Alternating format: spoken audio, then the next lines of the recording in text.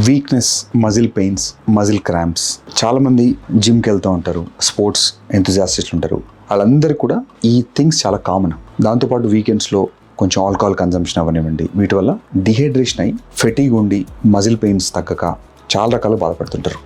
వీటికి ఏదైనా హాలిస్టిక్గా ట్రీట్మెంట్స్లా కాకుండా ఏదైనా ఈజీ ట్రీట్మెంట్స్ ఉన్నాయా? వీటికి ఇప్పుడు మనకు గుడ్ ఐవీ డ్రిప్స్ అవైలబుల్ ఉన్నాయి. ఎప్పుడైతే మజిల్ ఇంజురీ అయిందో మనకు మజిల్ రికవరీ అవ్వడానికి ఈ ఐవీ డ్రిప్స్ చాలా హెల్ప్ చేస్తాయి.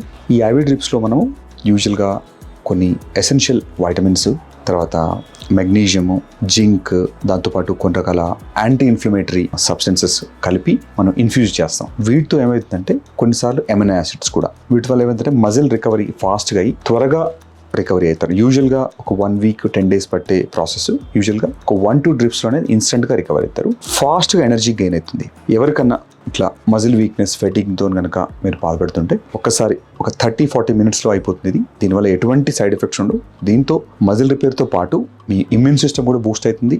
తర్వాత స్కిన్కి, హెయిర్ కూడా చాలా హెల్ప్ అవుతుంది వీటితో.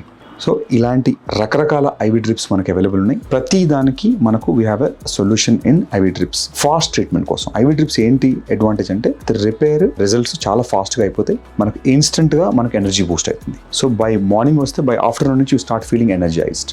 ఎవరికైనా ఇలాంటి కన్సర్న్స్ ఉన్నా, ఎక్స్ట్రీమ్ హెయిర్ లాస్తో బాధపడుతున్నా, స్కిన్ గ్లో తగ్గినట్టు అనిపించినా, వీటన్నిటి కూడా we have a specific tailored treatments for in form of IV drips.